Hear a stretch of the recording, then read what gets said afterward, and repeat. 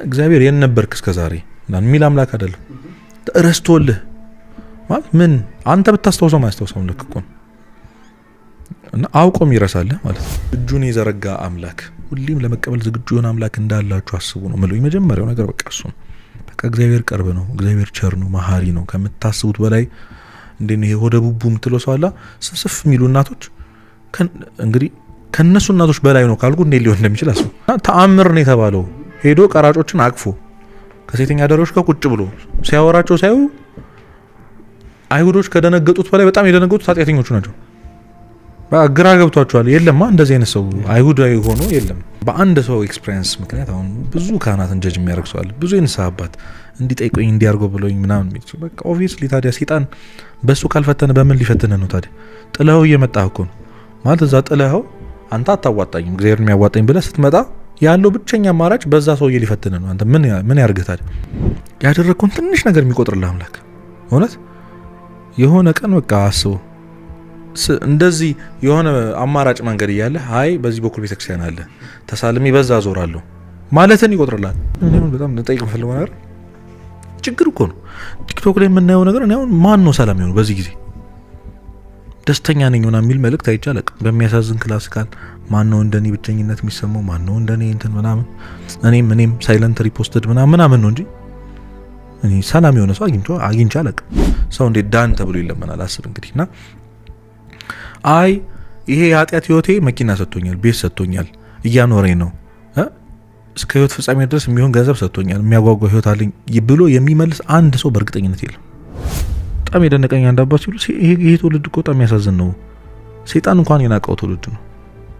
ምክንያቱም አሁን ሰይጣን መፈተን አይጠበቅበትም። እኛን ኦሬዲ ያደረግነው ነው።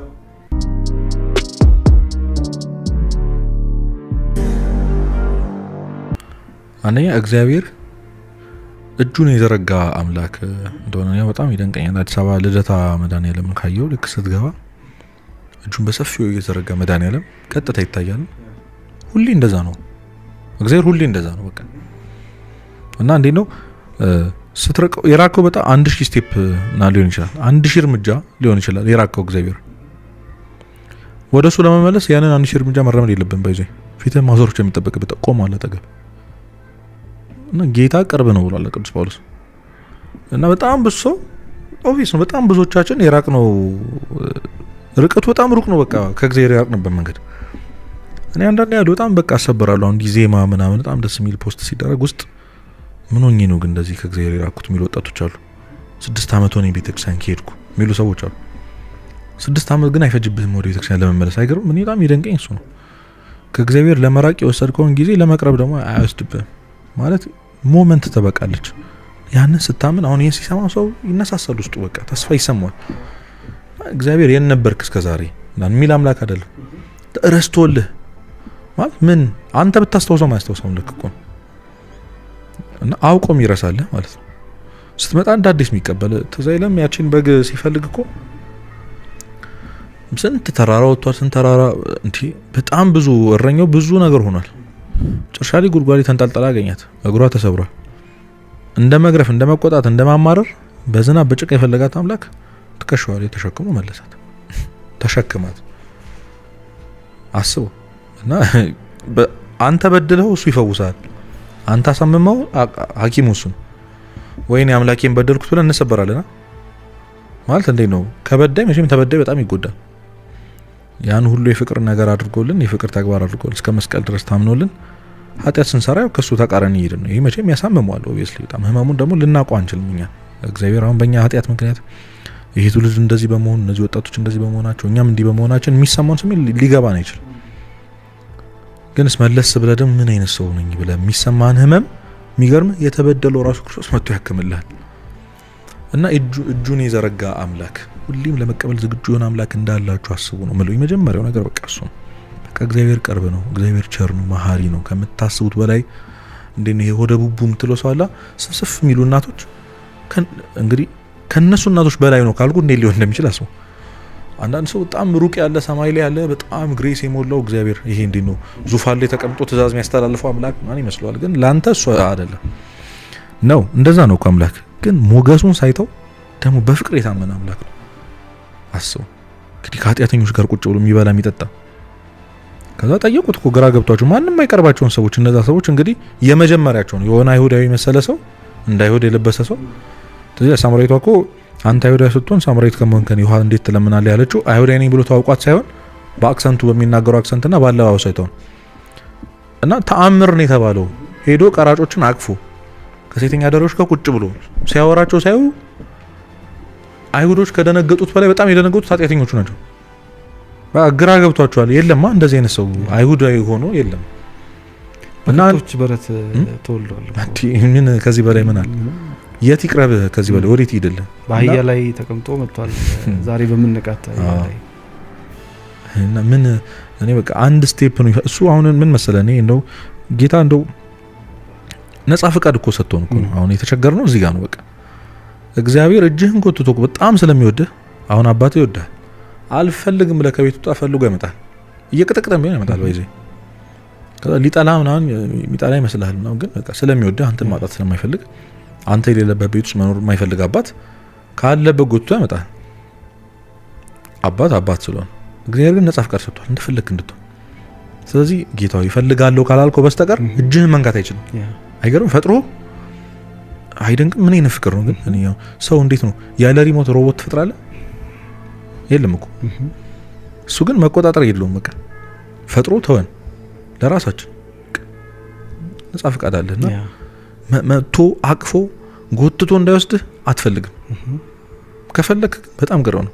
ፊታችሁን ካዞራችሁ ቅርብ ነው። እና አንደኛው እሱ፣ ሁለተኛ የንስሐ አባት ያዙ። በጣም ህይወት ላይ በጣም ትልቅ ዲፈረንስ አለው። እግዚአብሔር የምታናግሩበት፣ የእግዚአብሔርን ፈቃድ የምታውቁበት፣ ምንም ነገር ሲፈጠር ደውሎ አባት የምትልባቸው ገብቷል። ሰው በጣም ብዙ የንስሐ አባት የለው ሰው አለ። በጣም ብዙ። ያ ማለት ንስሐ ማይገባ ሰው ማለት ነው። ንስሐ ደግሞ እንዴት ሂል እንደሚያደርግ ታውቃለና ከዚህ ከጨለማ ህይወት፣ ከዚህ በጣም ከራቀ ህይወት ለመውጣት እግዚአብሔር እንደሚፈልገን እንደሚወረን ማመን፣ ንስሐ አባት መያዝ፣ ንስሐ መግባት እንዴትም ብላችሁ ስገውደም ደግሞ አንዴ ተቀበሉት። እኔ ሁሌ ነው ምለው እዚህ ምድር ላይ ያልሞከርነው ነገር የለም። ያልሞከርነው አዲስ ነገር የለም። ጥሩ ስልኮች ሲባሉ ይገዛ ናቸው።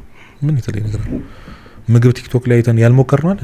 አዲስ እንዲህ ሬስቶራንት ተከፍቷል ተብሎ ስናሳድን እና አዳዲስ በቃ ልብስ፣ ፋሽን፣ ጫማ ምን ያልሞከርነው አዲስ ነገር የለም። ባይዘይ አቅሙ ስለሌለ ነው። አቅሙ ያላቸው ሰዎች ደግሞ ገዝተው አይተናል፣ ባይናችን አይተናል። ቢያንስ አሁን ደግሞ ስጋው ደግሞ ሞክሩት እስኪ። በቃ ብዙ ህይወት አይተናል። የዘፋኞቹን ህይወት ዘፋኞቹ አሳይተውናል። የአርቲስቶቹን ህይወት አርቲስቶቹ አሳይተውናል። የሀብታሞቹን ህይወት የሀብታሞቹ አሳይተውናል። አንተም ብትሆን ሰውየው ከኖረው በላይ ምንም የተለየ ነገር የለውም። እስኪ አሁን ደግሞ ስጋው ደግሞ መቀበል እንዴው እስኪ ዝም ብለህ እውነት ለመሞከር እንዴት እንደሚቀይርህ ታያል። አሁን ይሄንን ሲሰማ ሰው አረ ዛሬ ካህናት ምናምን ሊል ይችላል። እንደው ዲያቆን ሄኖክ አንድ ጊዜ ሲል ከሰማው ሰይጣን ሊያጠፋ ሲፈልግ ካህናት እንድጠላ ነው የሚያደርግ። መቼ አድንማ መቼም ካህናትን ከጠላ በዚህ እነሱም ሰው ናቸው እንዳንተ። ከዛ ማወቅ ያለብህ ነገር ደግሞ ካህናትም የንስሐ አባት አላቸው እንዳንተ ንስሐ ይገባሉ። በነገራችን ላይ ማወቅ አለብህ። እና ይሄ እንዴ ነው በአንድ ሰው ኤክስፒሪየንስ ምክንያት አሁን ብዙ ካህናትን ጀጅ የሚያደርግ ሰው አለ። ብዙ የንስሐ አባት እንዲጠይቁኝ እንዲያርገው ብሎኝ ምናምን የሚል በቃ ኦብቪየስሊ ታዲያ ሰይጣን በሱ ካልፈተነ በምን ሊፈትነህ ነው ታዲያ? ጥለኸው እየመጣህ እኮ ነው ማለት እዛ ጥለኸው አንተ አታዋጣኝም እግዚአብሔር የሚያዋጣኝ ብለህ ስትመጣ ያለው ብቸኛ አማራጭ በዛ ሰውዬ ሊፈትነህ ነው። አንተ ምን ያርግህ ታዲያ? እና ኦብቪየስ ነው በቃ በንስሐ አባት መፈተን ያለ ነገር ነው። እኔ ይሄን ማወቅ አለባችሁ። በንስሐ በምንም ሰው ትፈተናለህ። በምንም ሰው ቤተክርስቲያን ውስጥ ማአት ፈተና ነው ያለው።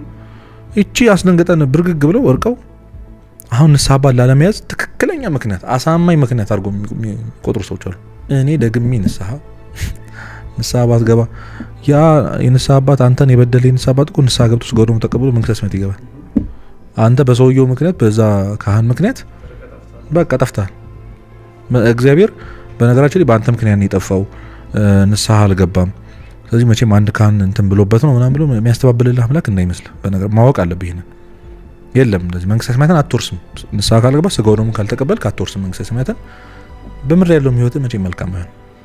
እኔ እነሱ ሰላም ሆኖ ህይወታችን እኔ አሁን በጣም ጠይቅ የምፈልገው ነገር ችግር እኮ ነው።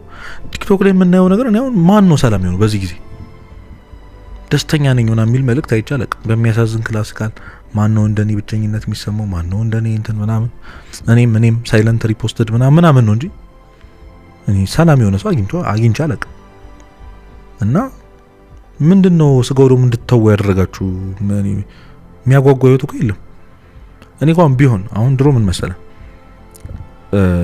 ነገስታት ሰማዕታት ከመሆናቸው በፊት ቃል የሚገባላቸዋል። አሁን ጌታችን እንኳን መድኃኒታችን ክርስቶስ ሲፈተን የተፈተነው እኮ በጣም በትልቅ ድንጋዩን ዳቦ በራቡ 40 ቀን ሲጾም ዳቦ አርጎለታል፣ አልበላም። ቶ የሀገርን ሁሉ መንግስት ይሄን እሰጥሃለሁ ብሎታል። የሚያታለ ነገር ሰጥቶታል። አሁን እኮ ሰይጣን እንኳን ቃል የገባልን ነገር የለም። ባይዚ በጣም የደነቀኝ አንድ አባት ሲሉ ይሄ ትውልድ እኮ በጣም የሚያሳዝን ነው። ሰይጣን እንኳን የናቀው ትውልድ ነው። ምክንያቱም አሁን ሰይጣን መፈተን አይጠበቅበትም። እኛን ኦሬዲ ያረግነው ነው እንዴ? በቃ እኛ ኦሬዲ ያረግነው ነው። ስራ ፈቶ ቁጭ ብሏል። እውነት ገና አልፈተነንም እኮ አለፍ ነው እንዴ? በቃ እሱ እኔ እንደውም አንድ አባት የሆነ ታሪክ አለ በጣም የሚደንቅ እንትን እያለ ሲገባ ወደ እንትን ያገኘዋል ቆሞ ሰይጣን ምን እያረክ ነው ይለዋል። አይ እኔ እዚህ ነኝ እንደምትፈትን ነበር ማቀው ገዳም ገብተህ ምን ታረጋ ሲባል ባቱን የአንድ መነኩሴ ባት ምንም ሳልለው ራሱ እያረገው ነው ኃጢያቱን። ምንም ሳልለው እያረገው ነው ኃጢያቱን ሰውየው። ምን እሰራለሁ እኔ እኮ አላማዬ እቅዴ ሰውን ኃጢያት ማሰራት ወደ እግዚአብሔር ጀርባውን አሰጥቼ ከዛ በሲኦል ከኔ ጋር እንዲቃጠል ማድረግ ነው። ራሱ እያረገው ነው ምንም ሳልለው አለ። እና ሰይጣን ይናቀው ትውልድ ተቀየን ምን ብሎ ማለት እና አልኩ እነ ቅድስት አርሴማ እነ ቅዱስ ጊዮርጊስ ቃል የተገባቸው ነገር ገድላቸውን ገብተህ አንብበው ማለት እኔ አሁን እኔ በሆን በቃ እኔ አይፈትነኝ እግዚአብሔር ነው ገብቷል። ያጓጓል እንዴ በእነዚህ ሁሉ ሾመሻለሁ ይሄን ሰጥሻለሁ ምን ያላላት ነገር አለ ቅዱስ ጊዮርጊስ ምን ቃል ያልተገባለት እገላሃለሁ ብሎ ቆር ነው። አሁን እገላሃለሁ እኮ በጣም ቀላል ነገር ነው ማለት ከዚህ ኑሮ ገላግለኝ ነው ሰማዕትነት ይሻላል ትላል። ግን እነሱ መጀመሪያ የሚያጓጓ ነገር ቃል ተገብቶላቸው እኔ ሰይጣን ምን ቃል ምን አሳይቶን እንደሆነ እግዚአብሔር የለም እኮ እሱም የለም በኑሮ እየተሰቃየ ከዛ ጭራሽ እግዚአብሔርን ርቅ እንዴት ይሆናል? ሰው በመድርም በሲኦልም ለመቃጠል እንደዚህ ቆይ ተፍ ልበል የሚለው እኮ ይገርማል እውነት። እኔ አሁን ከስጋው ደግሞ ርቀ የቤት ኪራይ እንድከፍል አድርጎልሃለሁ እኔ በሽ ይሄንን ጥያቄ ነው መጠየቅ ፈልገው። በቃ ሰው አሁን የሚመርጠው ህይወት አለ አይደል? ሁላችንም እንመርጠው ህይወት አለ። በቃ ማስገደድ አንችልም። ባይዞ አሁን እያስተማርን ያለ ነው ግዴታ አይደለም። በሚዲያም በምንም እየሮጥን እኮ ልመና እኮ ነው ሌላ ነገር ዳኑ ብለን ሰው እንዴት ዳን ተብሎ ይለመናል? አስብ እንግዲህና አይ ይሄ የኃጢአት ህይወቴ መኪና ሰጥቶኛል፣ ቤት ሰጥቶኛል፣ እያኖረኝ ነው እስከ ህይወት ፍጻሜ ድረስ የሚሆን ገንዘብ ሰጥቶኛል፣ የሚያጓጓ ህይወት አለኝ ብሎ የሚመልስ አንድ ሰው በእርግጠኝነት የለም። እኔ መናገር የምችለው ነገር ሁላችንም የሆነ ስቃይ ውስጥ ነው። ገንዘብ ያዘውም ሰላም የለውም ወይ ከባለ ትዳሩ ጋር ይጨቃጨቃል ወይ ልጆቹ ያሰቃዩታል። በጣም ጥሩ ቤተሰብ ምናምን ያለው ሀብታም የሆነውም ልጅም ደግሞ ባዶነት ይሰማዋል፣ አይግባባም ከሆነ ሰው ጋር። ፐርፌክት የሆነ ህይወት የሚኖር ሰው የለም። የሌለው ከስጋው ደም የራቀ ሰው ጋር ነው ማለት ይሄንን። ታዲያ ምንድነው ያራቀ ማለት ምን አይተህ ነው? ስለዚህ አይሻልም ከመጉደል እውነት አይመረኝ ነው። እንደው ጥቅመኛ እንኳን ብንሆን እኮ አይደለም ምን ሰው አሁን ለራሱ የሚያስብ ራሱ የሚወድ ይመስላል፣ ግን አትወድም። ማሳየው ምንድነው ካልከኝ ስጋው ደም እየተቀበልክ አይደለም። ምክንያቱም ከሞትክ በኋላ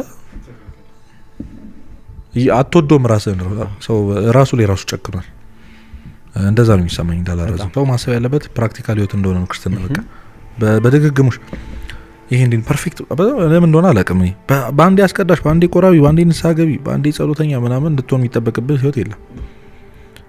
እና ያውቀዋል ድካምህን እግዚአብሔር እኮ በጣም ይረዳ አምላክ እኮ በጣም ይረዳ አምላክ ነው።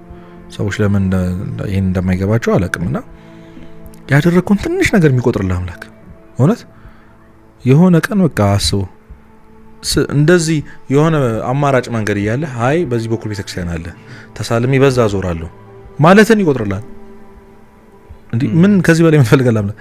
የሆነ ቀን እኮ የኔን ቤት ለመሳለም ብሎ እኔን ለማግኘት ብሎ ይሄ ልጅ መንገድ ቀይሯል፣ 10 ሜትር መንገድ አርዝሟል ብሎ እውነት ይቆጥርላል። እንደዚህ አይነት አምላክ ነውና ወይናት ይሄንን በረከት ማንቀበልበት እውነት እንደዚህ አይነት አባት